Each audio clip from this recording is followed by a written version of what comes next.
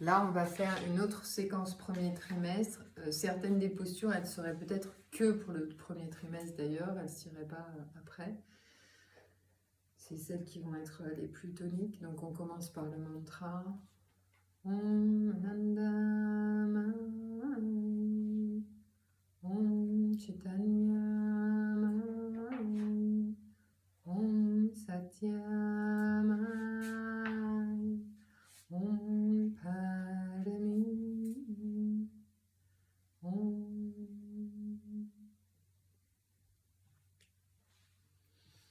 On va commencer par Nadi Shodhana, le fait d'aller travailler la respiration alternée en premier trimestre.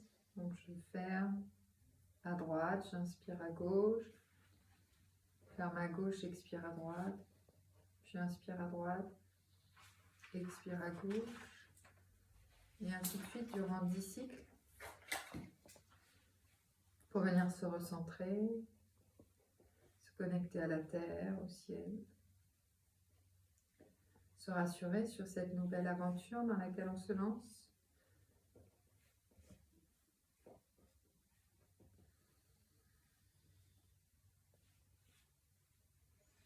On refait environ 10 cycles, puis on revient au centre.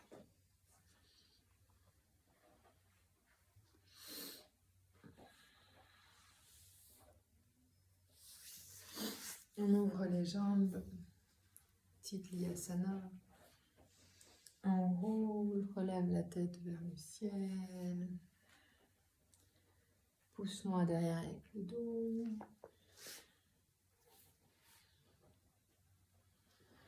Pousse bien les pieds l'un contre l'autre pour aller stimuler l'intérieur du bassin.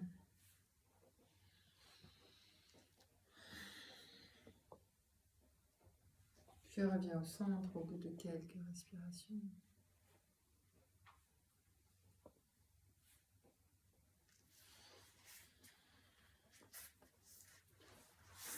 On vient se placer sur les pieds, Namaskarasana.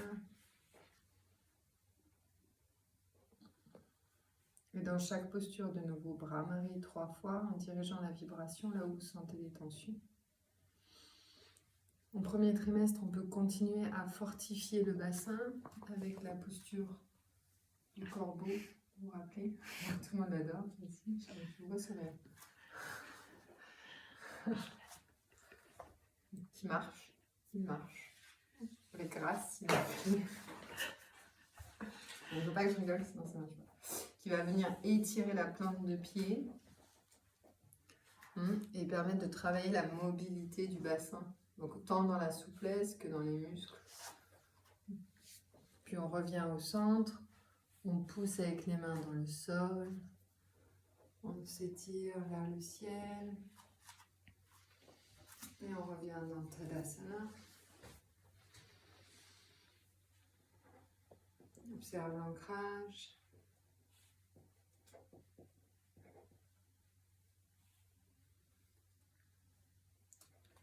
On ouvre les jambes, les pieds sont légèrement inclinés vers l'extérieur.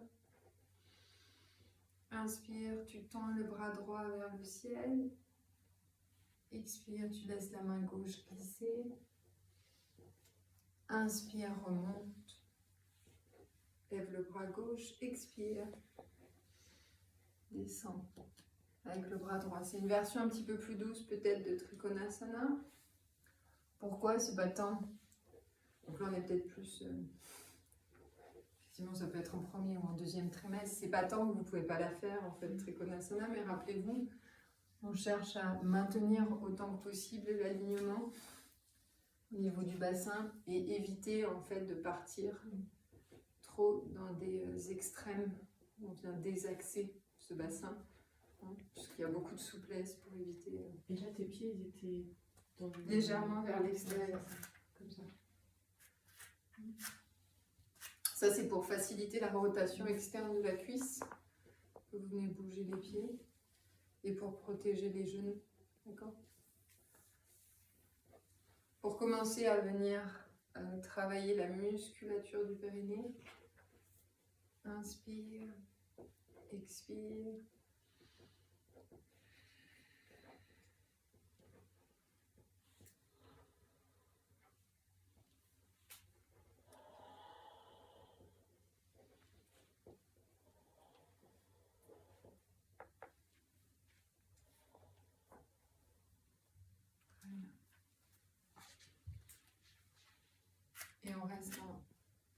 Samastiti. Respire profondément. Si vous êtes à l'aise en entrecroisant les mains, en ouvrant les paumes de main, Tirayaka Tadasana. De nouveau en gardant l'espace de chaque côté. Donc soit vous pouvez être dans un mouvement, inspire et expire au centre. Inspire et expire au centre. Inspire et expire au centre. Soit vous restez à chaque fois dans la posture durant quelques respirations.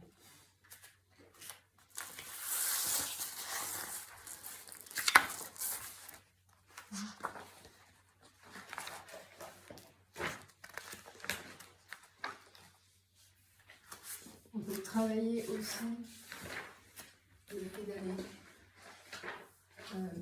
et étirer le dos à partir de la posture debout. Simplement en repliant légèrement les genoux. Comme si on faisait Marjariyasana debout. Ça, on va pouvoir le faire même au 3e mois de grossesse, au 3e trimestre de grossesse. Justement, quand vous ne pouvez plus faire Marjariyasana à genoux. En début de grossesse, c'est toujours intéressant parce que ça permet de sentir l'alignement et de travailler l'alignement du corps. Paruttasana, on descend les mains devant, allonge le dos. Et 3 fois Brahmari.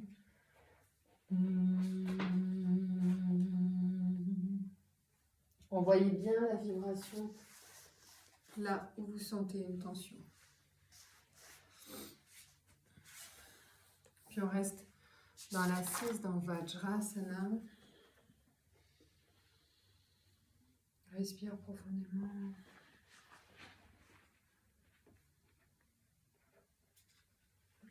Observe le souffle. Brahmari également 3 fois.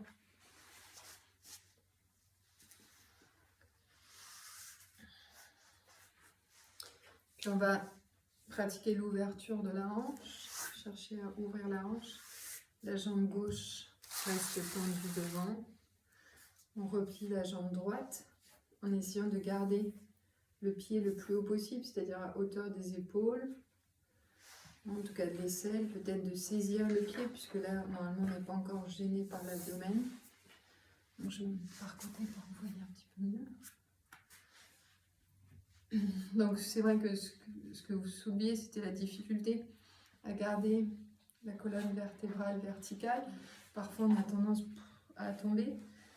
Donc, pour redresser la colonne, c'est peut-être le pied qui va devoir partir un petit peu plus devant, tu vois, pour que tu puisses pousser ta tête vers le haut.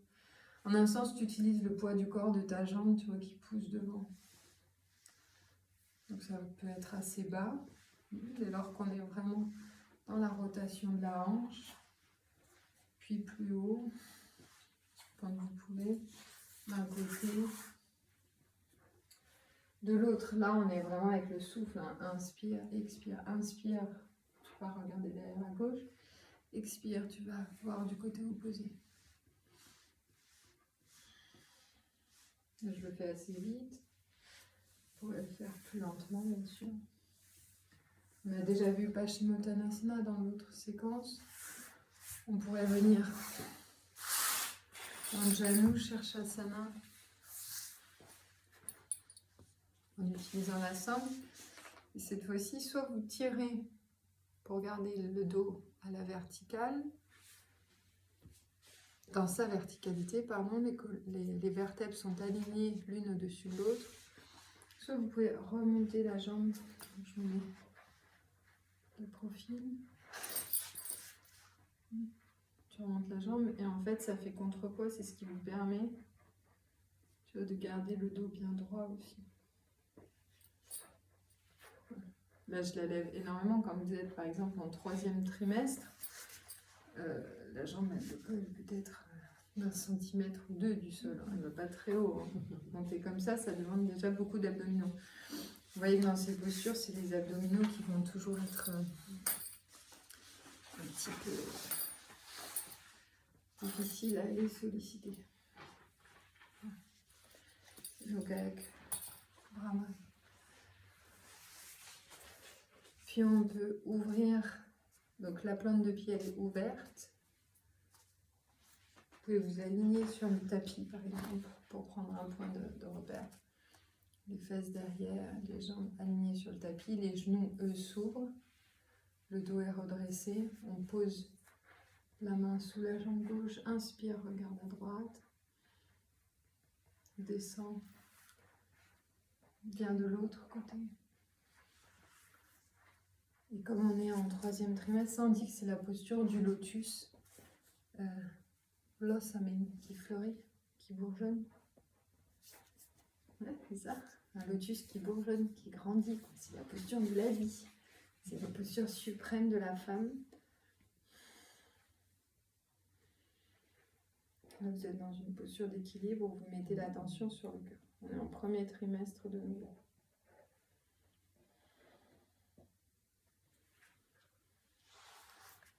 Puis on relâche.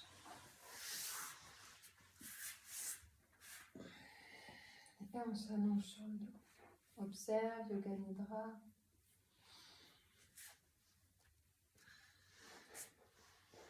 Puis on termine de nouveau avec le mantra.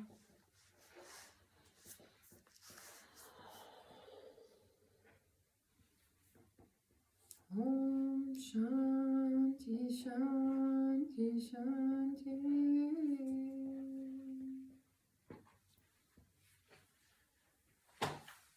Namasté.